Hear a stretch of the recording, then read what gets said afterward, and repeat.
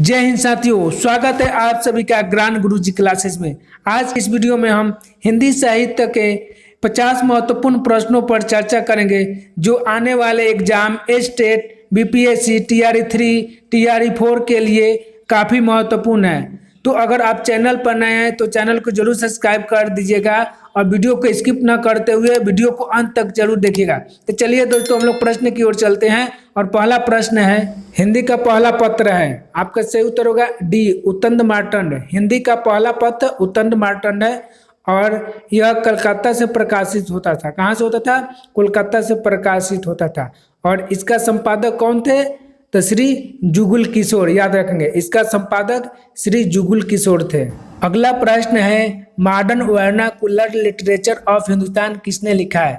आपका सही उत्तर होगा D, George Abraham Grierson. Modern vernacular literature of Hindustan George Abraham Grierson ने लिखा है और यह अंग्रेजी भाषा में लिखी गई इतिहास ग्रंथ है। याद रखेंगे, किस भाषा में? अंग्रेजी भाषा में लिखी गई इतिहास ग्रंथ है और इसको 11 अध्यायों में बांटा गया। याद रखेंगे, इस इतिहास ग्रंथ को 11 अध्यायों में बांटा गया है।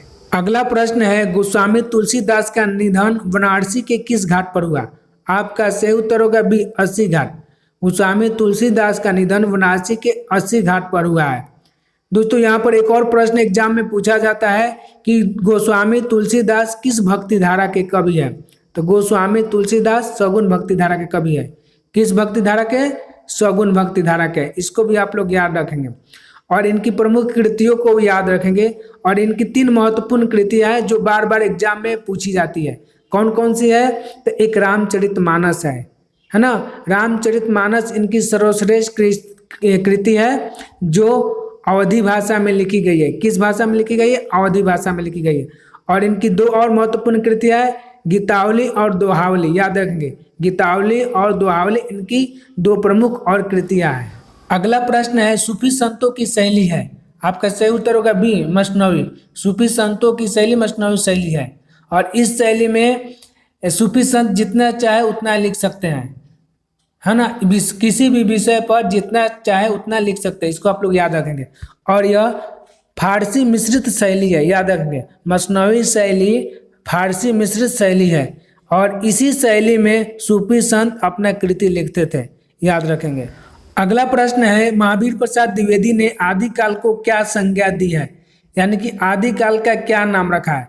तो आपका सही उत्तर होगा ए, बीजोपन काल। महावीर प्रसाद द्विवेदी ने आदिकाल का नाम बीजोपन काल रखा है और इसका समय सीमा क्या है? 1050 से 1375। याद रखेंगे, आदिकाल का समय सीमा क्या है? 1050 से 1375। और यह किसने रखा है? तो ये आचार्य रामचंद्र शुक्ल ने कहा है। आचार्य रामचंद्र शुक्ल के अनुसार आदिकाल का समय क्या है? 1050 से 1375। अगला प्रश्न है, सरस्वती पत्रिका के संपादक कौन थे? आपको बताना है कि सरस्वती पत्रिका के संपादक कौन थे। तो आपका सही उत्तर क्या होगा? बी, महावीर प्रसाद द्विवेदी। सरस्वती पत्रिका के संपादक महावीर प्रसाद द्विवेदी थे और कब बने थे? 1903 ईस्वी में। यह भी एग्जाम में पूछा जाता है कि सरस्वती पत्रिका के संपादक महावीर प्रसाद द्विवेदी कब बने? तो 1903 ईस्वी में बने। याद रखेंगे। और इनके पहले सरस्वती पत्रिका के संपादक कौन थे? यह भी एग्जाम में पूछा जाता है। तो श्याम सुंदर दास थे। कब थे? तो 1902 ईस्वी में। याद रखेंगे। और यह कहाँ से प्रकाशित होती थी? काशी से होती थी। उसके बाद पुनः यह इलाहाबाद से प्रकाशित होने लगी। पहले काशी से प्रकाशित होती थी, उसके बाद यह इलाहाबाद से प्रकाशित होने लगी। और श्याम सुंदर दास 1902 ईस्वी में इसके संपादक बने और महावीर प्रसाद द्विवेदी 1903 ईस्वी में इसके संपादक बने। इसको आप लोग याद रखेंगे। बहुत ही मोस्ट इम्पोर्टेंट प्रश्न है और बहुत ही विस्तृत से आपको इस वीडियो में सारे प्रश्नों को डिटेल्स में बताया जा रहा है। तो इसलिए दोस्तों, वीडियो को स्किप मत कीजिएगा, अंत तक जरूर देखिएगा और चैनल को जरूर सब्सक्राइब करिएगा और अधिक से अधिक अपने दोस्तों के साथ इस वीडियो को जरूर शेयर कीजिएगा। अगला प्रश्न है, आदिकाल को चारण काल नाम से नामकरण किसने किया? आपको बताना है। तो सही उत्तर क्या होगा दोस्तों? सी, ग्रियर्सन। सही उत्तर क्या होगा? सी, ग्रियर्सन। ग्रियर्सन ने आदिकाल को चारण काल के नाम से नामकरण किया है। दोस्तों, आपको कमेंट्स बॉक्स में बताना है कि आदिकाल को वीरकाल नाम किसने रखा है? आदिकाल को वीरकाल नाम किसने रखा? इसको कमेंट्स बॉक्स में जरूर बताइएगा। अगला प्रश्न है पृथ्वीराज रासो हिंदी साहित्य के किस काल में लिखा गया है? आपको बताना है इसका उत्तर। तो इसका सही उत्तर क्या होगा दोस्तों? ए आदिकाल। पृथ्वीराज रासो हिंदी साहित्य के आदिकाल में लिखा गया है। और इसके लेखक कौन है? इसको भी आप लोग याद रखेंगे, चंद्र बरदाई। पृथ्वीराज रासो के लेखक कौन है? चंद्र बरदाई है। और इसे हिंदी साहित्य का प्रथम महाकाव्य माना जाता है, याद रखें। हिंदी साहित्य का प्रथम महाकाव्य कौन है? पृथ्वीराज रासो है। यह भी एग्जाम में पूछा जाता है, इसको भी आप लोग याद रखेंगे। अगला प्रश्न है कामायनी के रचनाकार कौन है? कामायनी के रचनाकार कौन है? आपका सही उत्तर क्या होगा? डी जयशंकर प्रसाद। कामायनी के रचनाकार कौन है? जयशंकर प्रसाद है। दोस्तों इनकी महत्वपूर्ण कृति कौन कौन सी है, इसको भी आप लोग याद रखेंगे। तितली, कंकाल, चंद्रगुप्त, एक घूंट, अजातशत्रु, प्रेम पथिक, झरना, लहर, आंसू इनके प्रमुख कृति है। और ये इन सभी कृतियों से एग्जाम में क्वेश्चन जरूर पूछा जाता है, तो इसको भी आप लोग याद रखेंगे। एक बार पुनः रिपीट कर रहे हैं। तितली, कंकाल, चंद्रगुप्त, एक घूंट, अजातशत्रु, प्रेम पथिक, झरना, लहर और आंसू इनकी प्रमुख कृतियां हैं, इसको आप लोग याद रखेंगे। अगला प्रश्न है आधुनिक हिंदी गद्य का जन्मदाता किसे कहा जाता है? आपको बताना है आधुनिक हिंदी गद्य का जन्मदाता किसे कहा जाता है। आपका सही उत्तर क्या होगा? बी भारतेंदु हरिश्चंद्र। जी हाँ दोस्तों, भारतेंदु हरिश्चंद्र को आधुनिक हिंदी गद्य का जन्मदाता कहा जाता है। दोस्तों इनकी दो प्रमुख कृतियां हैं जो बार बार एग्जाम में पूछी जाती है, वो कौन कौन सी है इसको आप लोग नोट कर लेंगे। प्रेम मल्लिका और प्रेम सरोवर। प्रेम मल्लिका और प्रेम सरोवर इनकी महत्वपूर्ण कृतियां हैं जो बार बार एग्जाम में पूछी जाती है। इनमें से भारतेंदु हरिश्चंद्र की पत्रिका कौन सी थी? आपको बताना है इनमें से भारतेंदु हरिश्चंद्र की पत्रिका कौन सी है। तो आपका सही उत्तर क्या होगा? ए कवि वचन सुधा। कवि वचन सुधा भारतेंदु हरिश्चंद्र की पत्रिका है, याद रखना। कवि वचन सुधा भारतेंदु हरिश्चंद्र की पत्रिका है। निम्नलिखित में से कौन सी रचना तुलसीदास की नहीं है? निम्नलिखित में से कौन सी रचना तुलसीदास की नहीं है? आपका सही उत्तर होगा डी भक्तमाल। सही उत्तर होगा डी भक्तमाल। दोस्तों भक्तमाल नवादास की रचना है। किसकी रचना है? नवादास की रचना है, याद रखेंगे। अगला प्रश्न है हिंदी साहित्य के इतिहास के किस काल को वीरगाथा काल भी कहा गया है? हिंदी साहित्य के इतिहास के किस काल को वीरगाथा काल भी कहा गया है? आपका सही उत्तर होगा ए आदिकाल। सही उत्तर होगा ए आदिकाल। दोस्तों यहाँ पर एक और प्रश्न एग्जाम में पूछा जाता है कि वीरगाथा काल को आदिकाल नाम किसने रखा है? वीरगाथा काल को आदिकाल नाम किसने रखा है? तो हजारी प्रसाद द्विवेदी, याद रखेंगे। किसने रखा है? हजारी प्रसाद द्विवेदी। अगला प्रश्न है करुणालय के रचयिता कौन है? करुणालय के रचयिता कौन है? आपका सही उत्तर होगा बी जयशंकर प्रसाद। करुणालय के रचयिता जयशंकर प्रसाद है। दोस्तों जयशंकर प्रसाद को छायावाद का प्रवर्तक भी माना जाता है, याद रखेंगे। छायावाद के प्रवर्तक कौन है ये एग्जाम में पूछा जाता है। तो छायावाद के प्रवर्तक कौन है? जयशंकर प्रसाद। और इनकी एक सर्वश्रेष्ठ कृति है जिसका नाम है कामायनी, है ना। कामायनी इनकी सर्वश्रेष्ठ कृति है, इसको भी आप लोग याद रखेंगे। अगला प्रश्न है निम्न में से किस रचनाकार को साहित्य अकादमी पुरस्कार नहीं मिला है? आपको बताना है कि निम्न में से किस साहित्यकार को साहित्य अकादमी पुरस्कार नहीं मिला है। तो आपका सही उत्तर होगा डी भारतेंदु हरिश्चंद्र। भारतेंदु हरिश्चंद्र को साहित्य अकादमी पुरस्कार नहीं मिला। दोस्तों साहित्य अकादमी पुरस्कार का शुरुआत 1954 ईस्वी में हुआ था, याद रखें। कब हुआ था? 1954 ईस्वी में। और यह 24 भाषाओं के लिए पुरस्कार दिया जाता है। कितनी भाषाओं के लिए? 24 भाषाओं के लिए यह पुरस्कार दिया जाता है। और यह ज्ञानपीठ के पुरस्कार के बाद दूसरा सर्वश्रेष्ठ पुरस्कार है ना। ज्ञानपीठ पुरस्कार के बाद दूसरा सर्वश्रेष्ठ पुरस्कार है। अगला प्रश्न है निम्न में से कौन सी रचना छायावाद युग की है? अब इनमें से कौन सी रचना छायावाद युग की है? आपका सही उत्तर होगा बी लोकायतन। सही उत्तर होगा बी लोकायतन। लोकायतन छायावाद युग की कविता है। यह एक प्रबंध काव्य है जो सुमित्रा नंदन पंत द्वारा लिखी गई है। यह प्रबंध काव्य है जो सुमित्रा नंदन पंत द्वारा लिखी गई है। सुमित्रानंदन पंत को प्रकृति के सुकुमार कवि कहते हैं, याद रखेंगे, प्रकृति के सुकुमार कवि कहते हैं। अगला प्रश्न है, मैथिली शरण गुप्त का संबंध आधुनिक काल के किस युग से है? मैथिली शरण गुप्त का संबंध आधुनिक काल के किस युग से है? तो आपका सही उत्तर होगा बी, द्विवेदी युग। सही उत्तर होगा बी, द्विवेदी युग। दोस्तों, मैथिली शरण गुप्त को प्रथम राष्ट्र कवि कहा जाता है, याद रखेंगे। प्रथम राष्ट्र कवि किसे कहा जाता है? मैथिली शरण गुप्त को कहा जाता है। यहाँ पर एक और प्रश्न बनेगा कि मैथिली शरण गुप्त को राष्ट्र कवि किसने कहा है? तो याद रखेंगे, महात्मा गांधी। मैथिली शरण गुप्त को राष्ट्र कवि किसने कहा है? महात्मा गांधी ने कहा है। अगला प्रश्न है, भारत के प्रथम राष्ट्र कवि कौन है? आपको बताना है कि भारत के प्रथम राष्ट्र कवि कौन है। आपका सही उत्तर होगा ए, मैथिली शरण गुप्त। सही उत्तर होगा ए, मैथिली शरण गुप्त। मैथिली शरण गुप्त को प्रथम राष्ट्र कवि कहा जाता है।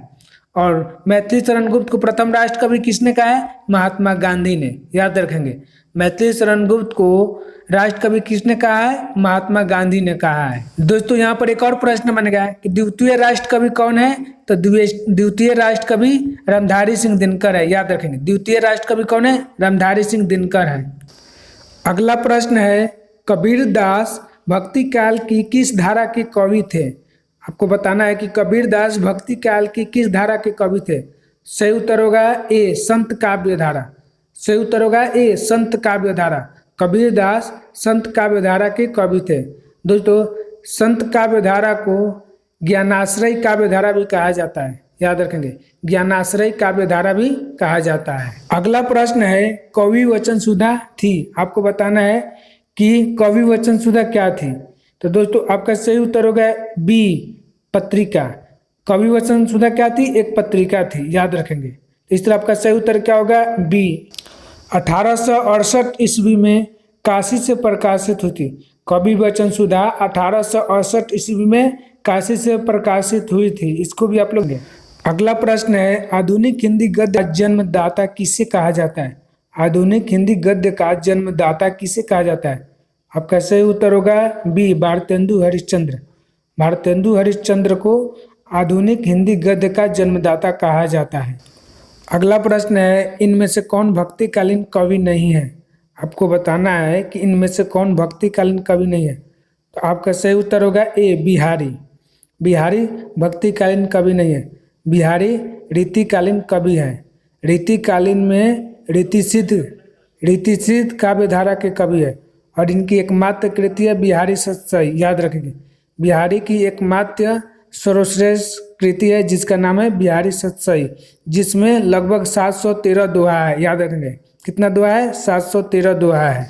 अगला प्रश्न है, निम्नलिखित में कौन ज्ञानाश्रय शाखा के कवि है? निम्नलिखित में कौन ज्ञानाश्रय शाखा के कवि है? आपका सही उत्तर होगा सी, कबीरदास। कबीरदास ज्ञानाश्रय काव्य के कवि हैं और इसे संत काव्य धारा के नाम से भी जाना जाता है। ज्ञानाश्रय शाखा को संत काव्य धारा या संत शाखा के नाम से भी जाना जाता है। इसको भी आप लोग याद रखेंगे। अगला प्रश्न है, रीतिकाल का अन्य नाम है। आपको बताना है कि रीतिकाल का अन्य नाम क्या है। तो आपका सही उत्तर क्या होगा? सी, श्रृंगार काल। रीतिकाल का श्रृंगार काल नाम है। दोस्तों, यहाँ पर एक और प्रश्न एग्जाम में पूछा जाता है कि रीतिकाल को श्रृंगार काल किसने कहा है? रीतिकाल को श्रृंगार काल किसने कहा है? तो किसने कहा है? विश्वनाथ प्रसाद मिश्र ने, याद रखना। विश्वनाथ प्रसाद मिश्र ने रीतिकाल को श्रृंगार काल कहा है। आपको कमेंट्स बॉक्स में बताना है कि रीतिकाल को अलंकृत काल किसने कहा है। रीतिकाल को अलंकृत काल किसने कहा? आप लोग कमेंट्स बॉक्स में जरूर बताएं। तो दोस्तों, रीतिकाल को अलंकृत काल मिश्र बंधुओं ने कहा है, याद रखेंगे। अगला प्रश्न है, हिंदी साहित्य के आरंभिक काल को आदिकाल किसने कहा? आपको बताना है कि हिंदी साहित्य के आरंभिक काल को आदिकाल किसने कहा? आपका सही उत्तर होगा सी, आचार्य हजारी प्रसाद द्विवेदी। सही उत्तर होगा सी, आचार्य हजारी प्रसाद द्विवेदी ने हिंदी साहित्य के आरंभिक काल को आदिकाल कहा है। रामचंद्र शुक्ल ने क्या कहा है? वीरगाथा काल, याद रखें। रामचंद्र शुक्ल ने क्या कहा है? वीरगाथा काल का है। अगला प्रश्न है, निम्नलिखित में कौन सा कवि बाल चित्रण में श्रेष्ठ माना जाता है? निम्नलिखित में कौन सा कवि बाल चित्रण में श्रेष्ठ माना जाता है? आपका सही उत्तर होगा ए, सूरदास। सूरदास बाल चित्रण में श्रेष्ठ कवि माना जाता है क्योंकि इन्होंने अपनी कविताओं में श्री कृष्ण के बाल लीलाओं का अधिक से अधिक चित्रण किया है। इन्होंने अपनी कविताओं में श्री कृष्ण के बाल लीला का अधिक से अधिक चित्रण किया है, इसलिए इनको बाल चित्रण का कवि माना जाता है, याद रखेंगे।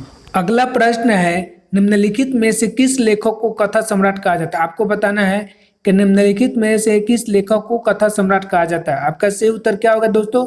ए, प्रेमचंद। प्रेमचंद को कथा सम्राट कहा जाता है।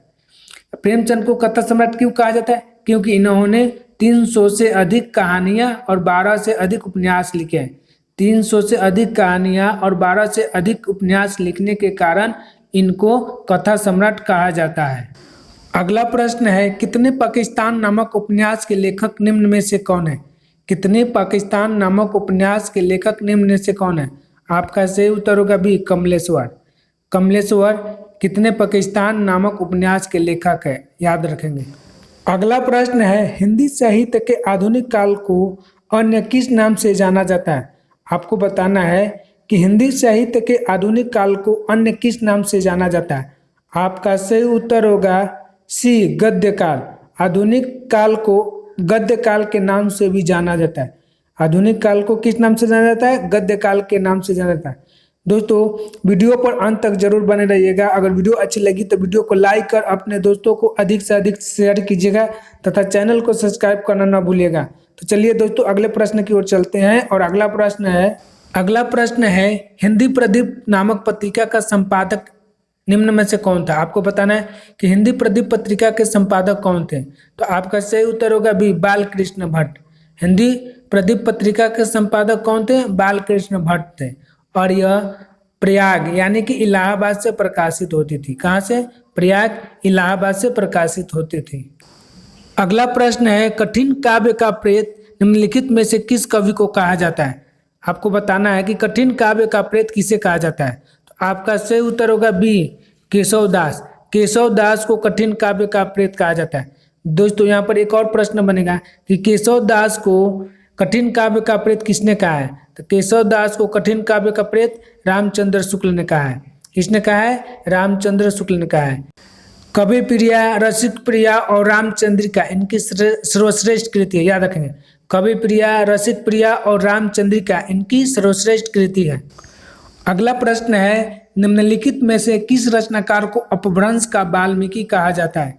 आपको बताना है कि किस रचनाकार को अपभ्रंश का वाल्मीकि कहा जाता है। आपका सही उत्तर होगा डी, स्वयंभू। जी हाँ दोस्तों, स्वयंभू को अपभ्रंश का वाल्मीकि कहा जाता है। इनको अपभ्रंश का वाल्मीकि क्यों कहा जाता है? क्योंकि इन्होंने अपनी ज्यादातर कृतियां अपभ्रंश भाषा में लिखी है, इसी कारण से इन्हें अपभ्रंश का वाल्मीकि कहा जाता है।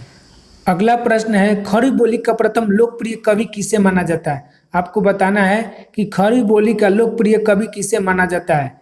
आपका सही उत्तर होगा डी, अयोध्या सिंह उपाध्याय हरिऔध। अयोध्या सिंह उपाध्याय हरिऔध को खड़ी बोली का प्रथम लोकप्रिय कवि माना जाता है और इनकी एकमात्र कृति जो सर्वश्रेष्ठ है, प्रिय प्रवास। खड़ी बोली की सर्वश्रेष्ठ कृति कौन सी है? प्रिय प्रवास है। यहाँ से भी एग्जाम में पूछा जाता है कि प्रिय प्रवास किसकी कृति है? तो प्रिय प्रवास अयोध्या सिंह उपाध्याय हरिऔध की कृति है। इसको आप लोग याद रखेंगे।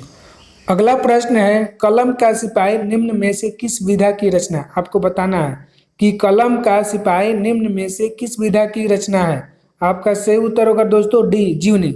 कलम का सिपाही एक जीवनी है और यह प्रेमचंद के जीवन पर आधारित जीवनी है।